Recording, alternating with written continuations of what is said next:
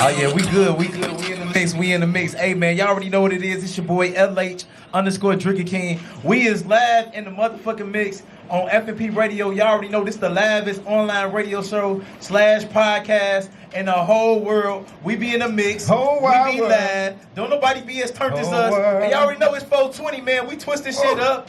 We sparking up some trees. You already know we doing our thing in here. It's 420, man. I got my man's YBK in the building. How you feeling on this 420 Man, on you Christmas? already know. You already know. I say Merry Listen. Christmas on 420. You feel? It's truly a holiday for all the smokers out there. I'm excited, man. You know what I'm saying? I got straight off of work and I continue my voyage to Mars. And since then, I'm on my way. I haven't hit that moment. You know, I'm not trying to plateau. I'm trying to keep it going. So hopefully we can keep the blunts rolled up. You know what I'm saying? Keep the drinks poured up. You know what I'm saying? Shout out to all the mixers that's mixing it up with us tonight. In the mix, man. It's always dope. Hey, we live. Oh man, I always live. Hey, what's some things that you need on 420? Like a lighter. A lighter. I brought a lighter. Good weed. Good weed. Hold on. So you can't come just with some any type of weed. Is you searching niggas weed when they come to smoke? You know what? I think. You know what? We are you a weed searcher? Normally we have 420 parties. Shout out to Capri. Me and her, we link up. We have these big 420 parties. But listen, man. Last year I made the disclaimer like, listen, don't come up in here with that bullshit, throwing that shit in rotation. Otherwise, don't come. You know what I'm saying? Because we all smoking good. You know what I'm saying? We want to smoke that good shit that, you know, shit that tastes like Fruity Pebbles and shit. You know what I'm saying? Because you don't want to be like the shit that it say it is. You don't want shit going around in a rotation and then you taste that tart ass blunt. You like, what the fuck is this? That Outback, that Outyard Boogie. Get the fuck out. That nasty ass shit. And then I think another thing, like, you got to have a little cash to put on for snacks. Or for like I agree. Uber Eats and shit, because you know you don't get hungry. But you know what? So you know normally we be having like man, fused nachos, all that shit, man. It be so really y'all be getting half with the food too? Yeah, man, it be a real good time. I got some videos, man. I was sitting there so fucking stuck. I swear to God, I was standing outside my body, looking at myself, talking to Harriet Tubman. Yes, that's how I was. That. Just speaking to the ancestors, I was goddamn it high. Talking to the goddamn ancestors. I feel like another thing you need is like an open mind. When you on 420, you don't need to be like, we do this every day. Okay, do some different shit. Like, you know what I'm saying? Roll like a cross joint or some shit. Like, expand your mind, Craig. It's 420. That's facts. I always tell people, you gotta expand. You know what I'm saying? Try some new shit. You know what I'm saying? If you smoke cones, smoke a bigger one. If you smoke blunts, try a bigger one. You know, put them together. Make it like you said. The four. What that shit is? The cross blunt. Man, I got a video hit one of them. I was slobbing like a motherfucker, blunt, man. Take a dab or something. Man. Do a dab. Try some motherfucking fucking with the new age. Yeah, that new age shit. You feel me? Try some new shit. If you can't handle that shit, I just don't have 2 hours to sit there to pearl a blunt. Right.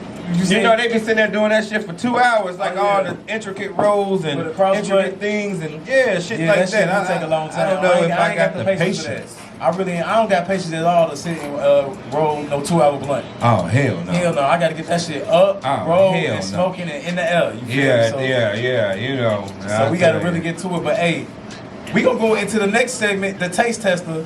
You know what I'm saying? We're going to bring our guest in as we talk about this, because you know what I'm saying? We always try to taste a new liquor every Thursday. So what's the name of this is called John Basil.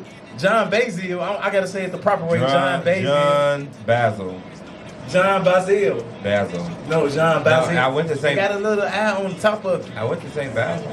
Basil. You got to say Basil. I thought that's just an I.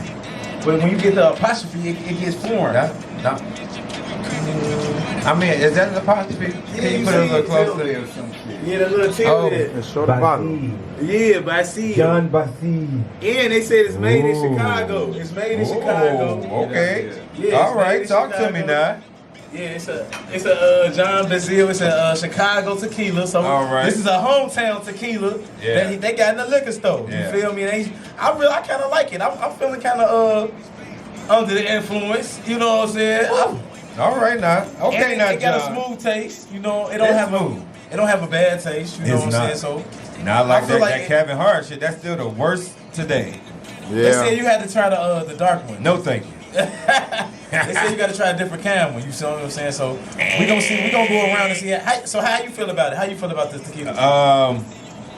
Honestly, it's smooth. You know what I'm saying? Like for a Blanco, you know, sometimes that Blanco hit kind of hard. It hit kind of harsh. You know what I'm saying? It be kind of tart. You know what I'm saying? Yeah, real talk. But no, that's real smooth. It tastes good. I just mix mine a little bit with this Calypso. You know what I'm saying? If you in Chicago, you already know the little Calypso, little lemonade. With everything. You know what I'm saying? Yeah, I ain't trying to get too, off it, but it's good. Yeah, because it's already 420. We can't be doing too much. Yeah, man. So we gonna ask our guests. Let the guests bring his. I let people bring their stuff in. Right. First, I gotta turn my mic on. My mic on? Yeah, your mic on. I gotta get you a whole I wasn't even ready. I didn't get you a. You was coming in. I didn't even know you was. You're right. I didn't know you was coming in this moment. Yeah, because he drinking the liquor too. So I'm gonna ask Will, let him, you know what I'm saying, give his opinion on it because he taste testing it. You know what I'm saying? I'm gonna tell y'all straight up, man. This John Bazille, is it Bazille? Yeah, John Bazille. The Blanco. Yeah. I don't know about the Reposado or nothing else, but this Blanco is hit. Yeah, I like this Blanco is a hit, Joe. And I just Googled it real quick. When you told me it's from Chicago, I had to hit the Google, and it's owned by a black man. Damn. So we need to hit up John. He the Harriet Tubman of this shit. Come on, Harriet. He African, because his name I cannot pronounce. Udemo Umolu Odemo. Channel ancestors. Come on now. Yeah. I jumped in. Is the founder of the premium tequila brand, John Bazille, established in 2018. So, congratulations to bro for getting it in, man. We gonna have to find him. Yeah. Check him out. You walk right past, bro. Like you know what I'm saying? Just man. Okay, shout out to him, man. He doing his like a regular nigga. He like a regular one. That's what's up. It's good to see that. It's a nice looking bottle. Yeah, and it's a nice bottle that you can hold on to when you know what I'm saying. And hit a motherfucker with it. Yeah, you might hit a motherfucker. In the event you need to defend yourself, you will definitely be in jail. You can defend yourself with the John Bazille bottle. Yeah, you definitely can defend yourself with this bottle. Like, it's a good, you know what I'm saying? It's like a nunchuck. But you know what? It's one of those real nice bottles that you want to take. You know, you give it to your auntie, and she you know, they rub the stuff off of it, then they cut the top off of it, and they make it to an ashtray and some other shit. Base. Oh yeah, they be making all type of shit with these bottles these days. You know what I'm saying? That is pretty nice. That is pretty nice. Auntie definitely gonna be like, nephew, you looking out for your auntie. I had an 1800 bottle that was turned into a bong. You had to stand up to hit that motherfucker. It was 4 feet They be tall. turning them into hookah bases too. Yeah. Oh, so they be doing all type of. You can do a lot of creative shit with a bottle. You know what I'm saying? So white people. That's nigga shit. Yeah. Wait, are we cussing on this show or no? Yeah. Okay, I was just double checking. And you ain't even you go ahead and introduce yourself. We ain't even bringing the. There we go. I got my little Jamaican horns. Let me tell y'all something. It's your man L. I'm an actor, comedian, producer, songwriter, father, Christian, musician. I play the organ still in church every Sunday. All right. And you know what I'm saying? And I'm still affiliated, one of the guys to the world blow up. So God is good. I grew up between Jesus and the GDs, just so you know. A good balance. I got a good balance in my life, man. He's a little gangster and a little Jesus. Came up with born Kojic and moved around the Missionary Baptist. I'm balanced, baby. I'm all over the place. Yeah, Yeah. It's good to have some balance in your life because it's good. You might have to pray for somebody or beat somebody, you know. Listen, man. Because it's good to have a little bit of both. And, you got to be able to defend yourself and your faith. So it is what it is, man. I'm excited to be here. I ran into my man Parnell, and he was like, "Man, I need you on the show." And I was like, "Just say when." You know what I'm saying? We were on the set working on. I was on a Casey's Pizza commercial. Yeah, that's what it was. Did you get to eat the pizza on the Casey's commercial? Nah. Listen, I was just chilling in the background this time. You know what's crazy is the director from Casey's was also director from a Kellogg's commercial that I was in, and I was a principal actor in that. Okay. So he was just like, "Man, I just want you on set." So he hit my agent, was like, "Can we get him on set?" You know what I'm saying? Like, not as a principal, but I still would love to have him on set. So I was like, "All right, cool." Let's rewind. Okay. How did you said you were an actor, you be getting placed in like different commercials and shit. How do you get an agent so you are able to? That's the fire alarm or something. Y'all never heard that sound before? We might want to investigate. I ain't even hear that. Oh, it's the camera. Oh, okay. Yeah, we had a camera in here. So okay, cool. Yeah, I just make sure we weren't finna burn up. No, we ain't finna burn up. Okay. I'm like, dee. Okay. So you said, how do I get into this? How do I get an agent? Yeah, how did you even get to this spot to even get an agent? Man, I was doing a bunch of stage plays. Oh. I was doing stage plays for years. So you gotta grind. You can't just get an agent. They gotta see the talent in you and shit. So I'm gonna tell you this, like, they might see you somewhere on TikTok or whatever. I don't know. I mean, because times have changed, right? But I was at Harold Washington Cultural Center doing stage plays for 8 years. Yeah. And my kids were actually signed to the agency first. And I started off making sure the kids was good. And one day, the Scout had been doing wardrobe and, you know, touring with us on this one production. We had a production that toured on Broadway, bro. Like, we was getting to it. We was in Jamaica with it, London with it, everywhere. And it was called King of the Policy. It's about, you know what the lottery is now? It used to be called the policy, and it used to be illegal. And niggas ran that shit. Like black folk ran the policy. So we used to run the lottery and shit? We used to run the lottery. And they see how we was running it, and they just adapted it. And made it legal. And made it legal. Because when we was doing it, the shit was illegal. Illegal. And niggas used to just like hit. I'm talking about, listen, the story we did, the play we did that ended up touring around the world, the King of the Policy was about these brothers. They was in 1935. Damn. And what was they doing the lottery? Like they was running numbers. Yeah. So basically in in the hood, that's a big thing. they was running the numbers. So every day somebody would hit the numbers or woo out the bound, and there would be a payout. And this was really keeping the hood alive. Yeah. You feel me? This was another one of the hustles that was keeping the hood alive. It wasn't dope. You know, it wasn't pimping, but it was another one of them hustles. Right. So not to interrupt you because I gotta interrupt you. Yeah. I kind of want to know. Like, I know you said you've been doing this for a minute now. Long what time. kind of pushed you into the acting thing? You know, like what made you say I'm gonna give this a shot? So what happened was I was doing this shit as a shorty. Right. And so I was always on somebody's stage, whether it was school, whether it was church. You know what I'm saying? And what happened was I got my first real gig. I was about 11 years old. I did a voiceover for this book. I was a voice in the book, man. It was some children's book, and I played a robot. This was my first time ever being in a studio, a real like $1 million studio. And you gotta understand, as a kid, when I pulled up to the building looked like it was a abandoned building. The studio was in this looked like an abandoned building. Like this. I'll never forget this as a shorty. Right? Yeah, no, that's really what it looked like. But then we walked in there, and I'm like, oh wow, you know what I'm saying? This was a $1 million studio in there, and so that was my first experience, and that's really what turned me on to the acting bug for real. Because I'm like, okay, the plays and shit is one thing, but if I can get in these studios, and I got paid as a shorty, I got paid to be a robot. Exactly. Paid to be how cool is that to be a kid getting paid to play a robot? Literally, I am a robot. Literally. Yeah, that's what I did. So that's where it really started for me. Right. But then, you know, through the years, life, you know, you doing what you doing. I still was, you know, I went more behind the camera in high school. I did a show called Kicking It. Me and a couple of guys I was in high school with, and that got us scholarships. And my scholarship was to go to Columbia College. Oh, okay. They got scholarships to like Northwestern or whatever. You know what? I never even kept in touch with them guys. I can't remember their names right now, but it was two. It was a white guy, another black guy. And you from right here in Chicago, right? Southside. So did you grow up watching The Awakening? I did watch a little bit of The Awakening. Did you catch a little bit of that? Yeah.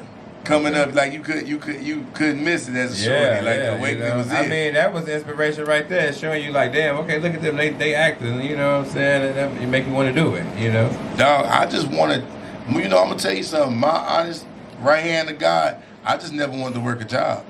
Yeah. I never wanted to work a real, like what they call a real job. I just never wanted that shit in life. I still do. And it's like there was a lot of sacrifices made with not working a real job for real and hustling to try and not, you know, get stuck in that. Because what happens is, you know, you get comfortable in that. And I had a real good gig at one point. I was working for Leo Burnett, which is one of the top 5 advertising agencies in the world every year. They over 80 years old. Been in the business that long. McDonald's was my account. Now I was making the McCafe commercials and the McChicken commercials and stuff. Like, yeah, like I had a good gig. I was an associate producer. I started off as an account executive, slid over to the production side, and you know what I'm saying. But then and you quit? I didn't quit. I walked in the office one day. If you know anything about corporate America, boy, they'll do them mass layoffs in a minute. So they had one of the big corporate mergers. The French company bought a whole lot of ad agencies around the world, and Leo Burnett was one of them. I walked in the office one day to nothing but boxes and tears. Everybody was crying and hugging each other and shit, and I was like the movies, G. It's Like, damn, just like the movies when they shredding shit and trying to get out the office. Well, y'all ain't probably have to shred. Well, we didn't have to shred nothing. But everybody packing up their shit just leaving out of nowhere, though. Yeah, because they had laid off like 400 people that day. And I walked in, you know, my black ass was late, so I'm in there getting my coffee. I look around like, what the fuck going on? My boss was like, hey, Williams, whenever you get a chance, come to my office. I was like, that can't be good. On the real. This is the end. So I walked in, and he gave me a dope-ass severance package and was like, you know, it's a lot of people, you know, getting up out of here, you know, so it was kind of a random how they was picking the people that they was going to, you know, choose, yeah. And I was, you know, I knew I was going to get up out of there. I was the last nigga in and the first nigga out. So, yeah, wasn't no big deal. But back to the acting, I did a lot of the stage shit. I had been off the stage for a while. And I had a relationship with Jim Alita Tillman, who runs the Harold Washington over there on 47th and King. And I put my guy, Boaz McGee, in place with her as her right-hand man, because I knew I couldn't do it. I just, you know, sometimes you know what you a good fit for and what you're not a good fit. Exactly. I was like, bro, I gotta play for you, man. Shorty needs somebody to help her run this shit. And so he slid in there. This was some years before I got back into the acting. So a few years after that, he was like, hey, they let me direct the play. I need you over here because it's a bunch of weirdos over here. I need at least one real nigga with me. Right? Yeah. I was like, cool, I'll be in it. He gave me a role with like 2 lines, right? So I'm sitting in the rehearsals every week for like a month, 2 months, whatever it is. Just to get your 2 lines. Just to get my 2 lines, right? What happened was, it was a nigga who had like a 5-minute scene, decided he didn't want to do the shit the night of the play, and walked off. And so I was like, I got it. And it's like, what you mean you got it? I said, I've been sitting in rehearsals all these months. I know exactly what, you know what I'm saying? So I was like, I got it. They was like, you sure? I said, yeah, I got it. So they was like, all right, let's go. I went out there and killed that shit harder than dude ever did it in any rehearsal. And from then on, we don't even remember this nigga name. You feel me? Yeah. Like, you know what I'm saying? I was ready for my moment that I didn't even know was coming. Yeah. And when I got my shot, I was gone. And from then on, it was just balls to the wall. Yeah, because it's definitely important to like take your opportunities and just run with it, because you never know when you're gonna get them again. You know what I'm saying? So that one time might be your time to ball out. You know what I'm saying? To just show a motherfucker what you got. And you was like, man, I did that shit. So like that might have put other opportunities ahead for you. Ain't no mic to it. It did. And so what happened was, as I kept going, mind you, again, my kids is in these plays too. My daughter is an actor. She an artist. My daughter, her name is T-Star Verse. Okay. She was in a lot of these plays and stuff. So her god sister, you know. So we steady just elevating together. My daughter ended up getting, my daughter and my youngest son, they ended up getting with the agency. Cool. Okay. But they didn't really book nothing. But they was on the roster. Yeah, that's still shit. As I'm still doing shit, the scout from the agency was like, "Why you not with us?" And I didn't have no answer for it. You know what I'm saying? I was just like, shit, I was just make sure the kids were straight. She was like, "Nigga, you got it." So I was like, all right, cool. I signed with the agency, man. As soon as I signed with them, the first thing I got was like Chicago PD. I'm talking about real quick. Booked it. You know what I'm saying? I went to a bunch of auditions, didn't get them, but it was in a short span. There was so many auditions in a short span. Yeah. And when I finally got it, was gone. Right. Got in there, did Chicago PD. I did some other independent films that, you know what I'm saying? And then, that's dope. That was 2019. 2020, you know, ain't nobody work. Yeah. Nobody worked in 2020. No. Man, January of 2021, bro, roll after roll after roll. I got the Squarespace commercial. They flew me to Budapest. That's overseas. Where is that at? That's overseas. Right, in Europe, Eastern Europe. Budapest. Amazing. Yeah, dog, I had to stop. Listen, that flight was 14 hours. I had to stop in Frankfurt, Germany for a layover, and then fly 2 more hours to Budapest. I stayed there for 10 days to film that because they quarantined us, but I was in a 4-star hotel. Man, it's so dope. Dog. It's so dope, the amenities they give you when you're doing stuff like that. It's such an amazing experience. Yeah, it was. Man, the checks are nice too. The check, so they especially dropped when you run a syndication. Dog, they dropped a bag on me. They dropped an ugly bag on me. This is the first ugly bag I got as an actor. Congratulations. Thank you. Hell and then it was first class flights. Yeah, like, you got to go to sleep and shit, lay back. Lay all the way back. I had my own TV the on. whole time, eat everything. Oh, champagne. First class is amazing. The bubble. Let me tell you something. I was thinking that me and my girl, I've had this conversation with multiple people, and I was like, yo, I understand now. Because, you know, growing up, you be like, how white people don't know what's going on in the hood?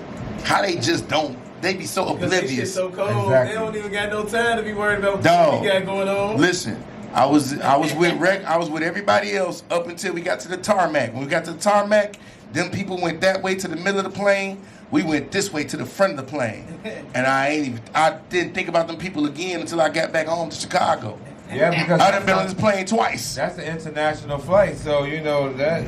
I'm like, yo, I didn't even think about it. What happened to the people in the regular line? You didn't see them. You didn't think of like, dog. Your amenities was so. Who cares? Listen, even on a regular plane, when I'm sitting up there in first class and people like going in past you, I be like turning my head like I don't even know. Yeah, I don't even. And then by the time the plane take off, you don't even know nothing about them people. You don't even think about the back of the plane. The curtain, you forgot all about it. You don't even know what's going on. So how about this? This is Lufthansa. This is an international flight. Oh, they didn't have to close the curtain. There was a separate. The plane was separated. Yeah. Like we went to the front half of the plane. They went to the middle the part. Plane that have the things up, the covers, and dividers, like the dividers. All that shit, dog. Yeah, you know what I'm saying? Oh, man, you're I'm not jealous. no row with like 3-4 jealous. people. It's you, somebody else. That's it. Y'all got these little cocoons y'all in. Yeah. This shit was so cool, dog. So that was the first thing I booked in 2021. After that, I booked the Kellogg's commercial, the Kellogg's Cracker commercial. Then right after that, it was like I did some more films, and then after that, I kept telling my girl at the time, like, we not together no more. But I kept telling my girl at the time, I said, something big coming. She like, shit, what's bigger than these commercials you've been doing? Like, you keep getting these commercials. I'm like, yeah, but something bigger coming. Like, you know what I'm saying? I was like, yo, I felt it. You know what I'm saying? And so then I eventually manifested it like, today my life changed, today my career changed, my finances changed, right? Exactly. So when it was all in the words. I got this word, man, listen. Let me tell y'all something. Y'all gotta have some OGs in your life that's gonna speak to your life, right? One of my OGs is GF. They call him Godfather. I was sitting on the roof with him one day, and he was like, little bro, do you know you are God and your words have power? You got to stop saying negative shit about you. Yes. Don't ever say nothing else negative about you. Speak positive. Speak health and wealth. Speak peace and wealth. Peace and prosperity. All that, right? Power of the tongue. So he like, mind you, I sat on the roof with the man for 8 hours. This was just a random day. This never happens. Ain't happened before. Ain't happened since, right? This was just what God had for me that day. When I left the man rooftop, I was on fire. That was a Saturday. By Monday, bro, I was praying and manifesting and speaking that my life is going to change right now. My career going to go up. It's going to go up. My phone in the bathroom going ding, ding, ding, ding, ding, going crazy, right? So I'm mad because, I'm like, damn, I ain't turn my phone off while I'm praying. It's supposed to have my quiet, peaceful time, right? So when I finally got done praying, I went to go check my phone. My agent like, yo, we got an audition for you for the Illinois lottery. Can we confirm? Yes. Let me tell you something. That Monday changed my life, bro. But let me say that Saturday changed my life. By Monday, it was confirmed, the manifestation. I had to audition the next day on a Tuesday. I believe. Listen, hear me out, and hear me good. not only did I get one commercial, it was a whole campaign. They did 9 spots on me, bro. Billboards on all up on the expressway, up with my face on there. Listen, commercials everywhere, like YouTube, Instagram. They did the little Instagram commercials that's like 6-7 seconds. All of those, they did like a bunch of those. Listen, when you go on the app right now, this is my 2nd year. I just signed my contract again for year number 2. When you go on the lottery app, the first thing you see is my face. That shit wild. That might be where I see you, but that's what a lot of people, they be like, man, you look familiar. Yeah, you didn't see me before. Like, as soon as you go on the app, bang. As soon as you open it up for the Illinois lottery, I'm on there. Yeah. You know what I'm saying? So, yeah. I know so many people that play that app. I'm gonna say, hey, check it out. We met that brother. Yeah. You know what I'm saying? And it's crazy because, like, when I knew it, something bigger is coming, right? And that was like last year. So this is my 2nd year with that. Now it's some more stuff happening. I got movies on BET Plus right now, movies on Amazon Prime right now. Yeah. Like it's just been work after work after work. Just did my did a comedy special, bro. It's so like so you a comedian too, right? So like with the comedian shit, like you do stand up, but like, so is it different from acting? Is it like a whole different type of like? It's a different genre, right? Yeah. But they can't cross over, right? Yeah, they can't. So watch this. Is like I could be a church musician, but if you look at all the musicians that's on the road with Beyonce, Lady Gaga, whoever, they all come out of church. Yes, they do. But they playing pop and R&B. Yeah. It's a different discipline. Yeah. But it crosses over to. Yeah. You just do it through the same shit. You feel me? Yeah. Yep. So my comedic timing, the natural shit I got and what I built on stages works like a motherfucker on camera. Oh my God, it works. People be like, dang, you know, it's so crazy that these directors don't even care about me using their script no more. They be like, just do what you gonna do. Yeah, so you get to freestyle your whole shit? Every role I've ever had, dog, I changed up their script. That's how it be. They be open to that type of stuff. For real. When you got it, yeah. Yeah, that is. When you got it, they be open to it. Because what you doing is naturally more. I was gonna say you being more who you are, you naturally being the character they brought you there to be as well. Because they can't write you and your background and all that stuff. You know what I'm saying? You bring in your comedic side and who you are. So now you tapping into that whole other genre, bringing it there, and they like, man, bring him back. Bring him back. That's what's up, man. Yeah, that definitely what's up. Straight up. So what you got coming up next that we could be looking out for? Right now, y'all can go on Amazon Prime. It's a movie called Alex October. Alex October is one of them really like kind of weird white people type of movies. Okay. But I'm in there. Are you in We there? like that type of I'm in there. And you saying some shit in it? Like you Yeah. saying that? Listen, I'm in there, in there. role is everything. Listen, and that was one of them times when the director said, yo, fuck the script. Just go. So Alex October. Man, that's When you amazing. Go on BET Plus right now. My Valentine Crush is the name of the movie. It was a Valentine's Day movie. Came out right before Valentine's Day. Okay. So Valentine's Day on the 14th. It came out on the 9th. Where can I watch it at? BET Plus. Oh, I got Where all the Tyler Perry shit at. Okay. Yeah. So so tell me the name again. I'm high as hell. It's all good. I know it's called My Valentine Crush. My Valentine Crush. Okay. Yep. My Valentine Crush is on BET Plus. I got a few other films that's coming out. Some TV series I worked on. I'm just waiting on the shit to drop. But on some of this stuff, I'm being funny, and then some of this stuff is real serious. It's real serious. That's what's gonna set you aside to be an actor. Yeah. When you can go serious. When they say when you can die on camera, that's when your career elevates to the next level. Oh yeah, speaking of dying, I want to say. I don't think I want to die on camera. No, I mean you know what I mean, but no, they said it takes a true actor because you gotta know. Because I want to die and then just be like, and then the next scene I just come back. You feel me? Like out of nowhere. So I died in the movie before. My homegirl Cassandra Bell did this movie called September Rain. It's on. I want to say it's on Tubi. September Rain is the name of the movie. It's on Tubi. And I died in that, and I think I died terribly. I think I caught myself smiling. I gotta catch it. Like, nigga, he on the ground smiling. Somebody die smiling, nigga. Right. Like, you know, but. Is it on, can I catch it on Tubi? It's a Tubi. I don't know. I know it's on Tubi. I'm going to catch that. September Rain. I'm going to tag you too in it. When I post it on IG, I'm going to be like, hey, bro. Nigga, we caught you. Yeah, I got you. Make sure y'all download the F.M.P Radio app. I already know if you listening, tell somebody else. Download the app, man. We play music 24/7 and we keep it 100. We got a lot of great shows that's be playing all through the week, and we got a good mixture of music. Like I feel like Bobby K and like the other people that have shows, like they know how to mix it up. Y'all know how to keep like decent music in the rotation and shit. And I feel like you can listen to our app before Pandora, man. You don't even need Pandora no more. You can just listen to F.M.P Radio, man. It's free in the App Store. We ain't charging $1, 50 cents, nothing. Yeah, F.M.P Radio is free in the App Store, so make sure y'all download it and get it and tell somebody else to get it, man. When you download it, man, leave a rating, goddamn it, and a review. You know what I'm saying? We appreciate that. And all the mixers out there that's mixing it up with us tonight, we appreciate it. Make sure y'all following us on Instagram at F.M.P Radio, man. I need y'all to follow F.M.P Radio so y'all can keep up with all of the dope shows that we have going on around here. It's such a dope experience when you listen to F.M.P Radio, because we are what? For my people. So it's just like that, you know what I'm saying? So I need y'all to get into them, tell your people about us. Like LH said, we a whole movement on the move. And follow our backup page, The Family for the Ratchets. I had to throw that out there. Yeah. I feel like we never promote ourselves enough on this platform. We do a lot of talking. Yeah. And not talking about the things that we need. We need to get some of that promoting going.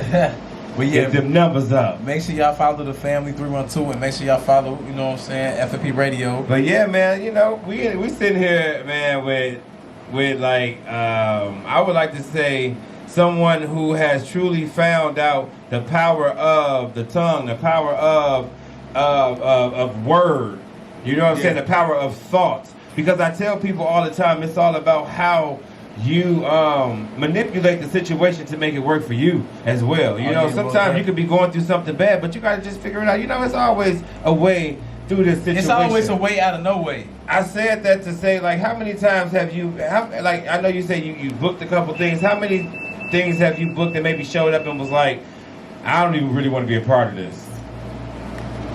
I don't really go if I don't want to be a part of it. Okay. I'm in a space now in life where it's like, if I don't like it, I ain't doing it. Yeah. And that's kind of, I've been like that for a while. And sometimes it works to your detriment. Sometimes it don't work to your detriment. What it is in the moment you be like, damn, maybe I should have went and did that. But later on it work out for your good, because like if the energy ain't right, you know. Yeah, you ain't feeling it. I ain't trying to do that shit. Nah. You know what I'm saying? Like, I wouldn't have came here if I ain't feel Lil Bro energy was, you know what I'm saying? He pulled up on me at the smoke shop, was like, hey man, we out the band. Like, I'm like, okay, we was just working together yesterday.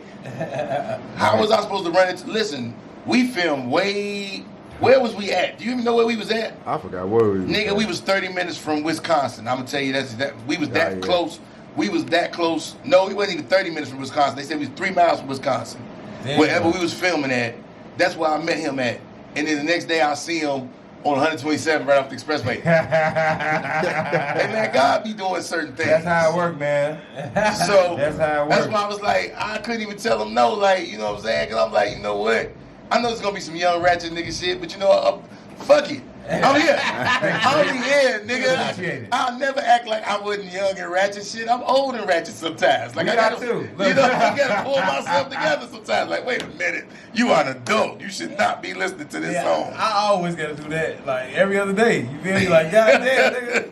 This nigga 17, you 30, you still listen to this? Yep. Yeah, I'm still listening to this. You know, so I think the reason I bring that up is because me and some of my guys, we be laughing because we be seeing people on the internet talk shit about the young people, about the kids, the youth, and be like, nigga, you forget we know you from when you was 20? Yeah. You know what I'm saying? You forget we was all together when we was 25, 30. We walked the nigga. And I forgot who said some shit. I think it was KRS-One. He was like, the old people need the young people, and like the young people, we need the old people. We need to get the advice from both ways. You feel me? Because if the young people get the advice from the old people, then we'll be at an advantage with people that's our age. And then if the old people get advice from the young people, they'd be at an advantage with people at their age. So you know what I'm saying? So it's all like vice versa. You supposed to get advice both ways. You know, listen, you can't really get fed knowledge from somebody that's younger than you. You know what I'm saying? That they've been through a whole hell of a lot of shit. They can learn about like technology and different stuff. You can. I'm saying like when it comes to like some life situations and things. Like probably not life situation, but like what we get from y'all. What we get from y'all is an energy, right? Yeah. Sometimes we get comfortable being, you know, I'm 44, right? I'm not outside like that. Okay. Right? But I still be in studios, writing records, producing, you know what I'm saying? I'm still outside doing stand-up comedy. You know, I get a certain energy from the younger comedians. I get a certain energy from my teenager, certain energy from my 20-something, my daughter 22, my son 21. I get a certain energy from them where it's like, okay, I'm not dead yet. You know what I'm saying? I don't have to always be, because I love sitting down, like right now, the perfect weather for me to be sitting in my garage with the doors up, smoking a cigar and sipping a little yak. Yeah. That's a perfect night to me. Y'all, that probably bore the fuck out of y'all, you know what I'm saying? But for me, that's a perfect night. So there's an energy we get from younger people. And for y'all, as younger people dealing, you know, learning from us, y'all need to listen to the older heads, because I'm gonna tell you, had I not been with the OGs, I've definitely been dead by now. Yeah, that's true shit. I've definitely been dead by now. Because getting that knowledge from the OGs help you, know what I'm saying, to survive. You feel me? That's real shit. Yeah, because you know, some of us are just born rah-rah. We got a lot of extra rah-rah energy. I had rah-rah energy in my 20s, but it was the older cats that was like, yeah, you scaring the money away. Turn that shit all the way down. I got you. I'm going to show you something. And, you know, the minute I turn that shit down, the nigga take me around the world.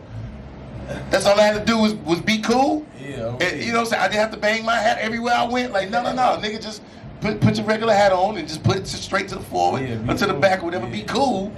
And we gonna show you something. And the motherfucker showed me the world. I think your story is dope. I think that it's only more to come. I do foresee so much more. Yeah. I really see it. I mean, because you know why? Because you think it, you believe it, and I know that you're gonna achieve it. You know what I'm saying? Because why not? It's a big world out here, and it's definitely a lane for whoever will want to be a part of it. You know what I'm saying? But you just got to be in it. You got to want it. You have and to. And it sounds like this is something that you've been doing for a minute. How invested are you with like what the kids are doing? I know you said that they've been signed. Are they still signed? Are they still into this? You know, what's going on? Like how many kids you got? So I got 3 kids. Okay. And it's one by blood and 2 by love. And you know what I'm saying? So. And even though I'm not with my other 2 kids' mother no more, you know, we had that conversation years ago when me and their mom was breaking up. Like, yo, we know you and my mom breaking up, but you're not leaving us, is you? Yeah. And when I knew that it was real like that, I already knew it was real like that. But the fact that they had that conversation with me, I was like, I got y'all for life. Because the kids don't be having nothing to do with it. Yep. You have a whole different relationship with the kids. I've been to stepdaddy a couple times. You know, and I always end up liking the kids. Like, damn, you know, that's all I gotta go. Give me a hug. I'm out. Yeah, but in this situation, right, is we 10 years in now. Wow. You see what I'm saying? And so with them and my son, and so all my kids is my kids. And so with that, my 2 boys, my daughter is graduated college. She's an artist. She started her own production company. The first thing her and her company produced was at Lollapalooza. They did an independent artist showcase at Lolla. That was her first move. That's dope. You understand what I'm saying? Yeah. Like, yeah, daddy was the plug, but you had to have the proposal that made them people say, oh, this is for real. Yeah. So, you know what I'm saying? Yeah, daddy had that relationship, but once I got you on the phone and that email got sent, they had to still approve that. Everybody looked at it and it was a no-brainer. And that was her first move. She been producing shit, big shit, like at the Promontory, like her and her squad called Fusion of Light been going crazy. My oldest son, he rapping. He working on the project now. They call him Lost Breed. He working on the project now, and he got a job at the post office at 18, 19. Yeah. No, he's 20. He's 20 now. At 19, he had the job, so he almost been there a year now, right? So you know what I'm saying? Like I'm proud of him what he's doing. This crazy part about him was he was the quiet kid that never wanted no attention.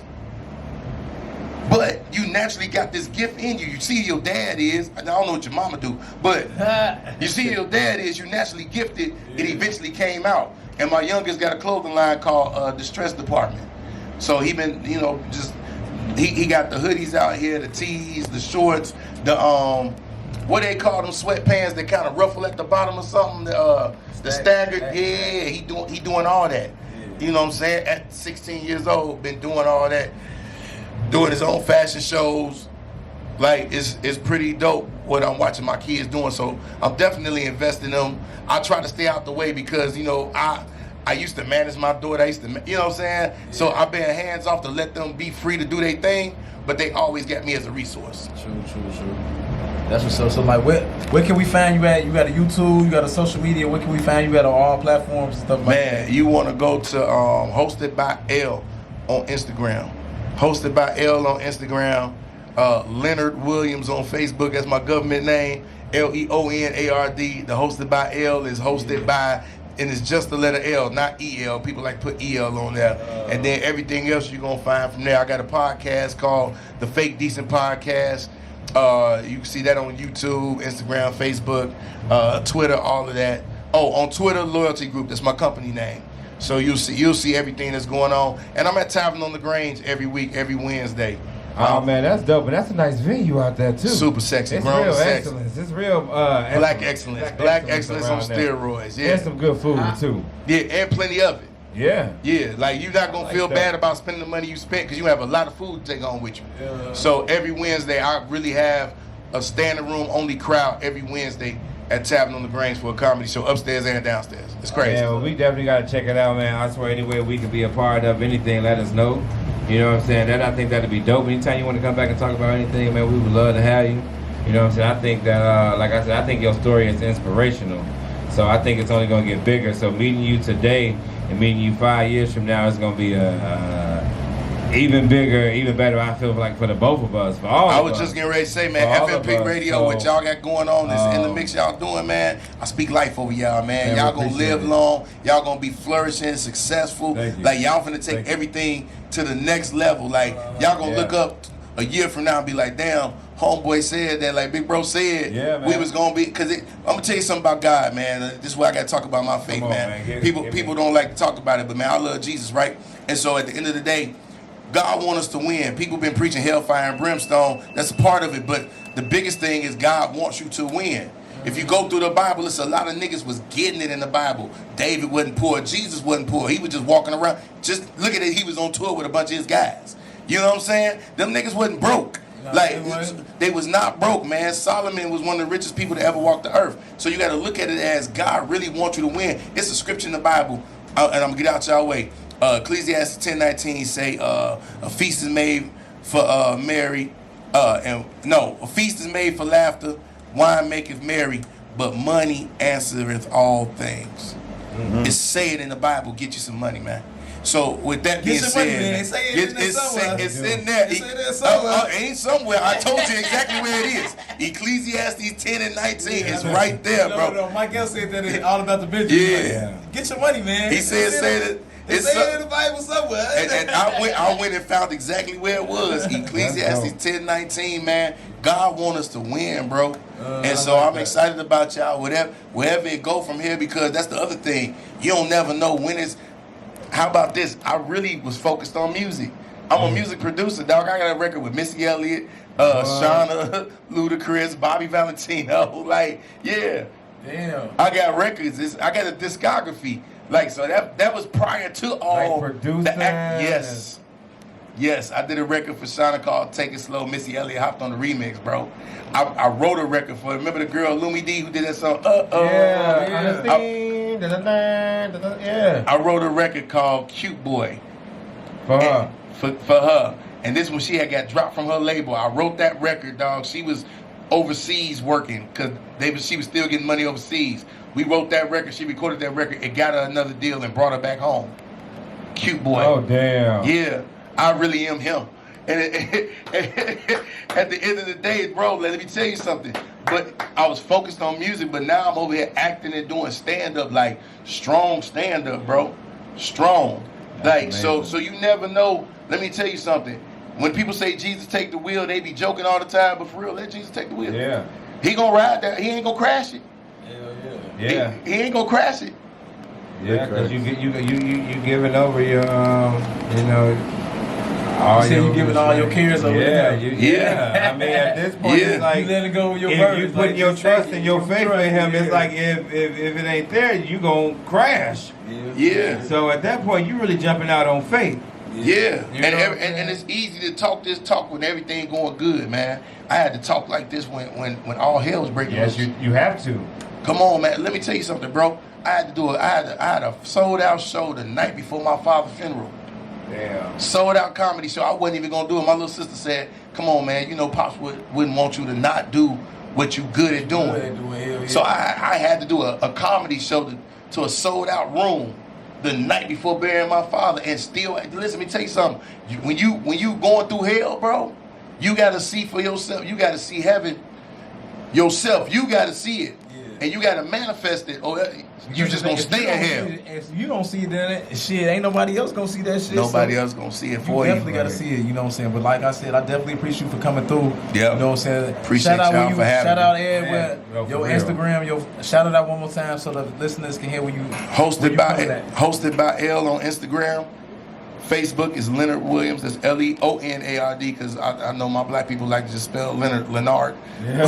It's an O in there. Put the O in there. Don't forget the O. And then last name is Williams on that. So y'all can find me there. And then on Twitter, it's Loyalty Group with an E on the end of it. Okay. Yeah. Man, we out here, man. Like I said, I wish you the best, man. Everything you doing, man. Hopefully we get to cross paths again. Hopefully we'll be at one of your premieres soon here in Chicago. Yes, sir. You know what I'm saying? Holding down on the carpet. You know what I'm saying? Oh, I forgot.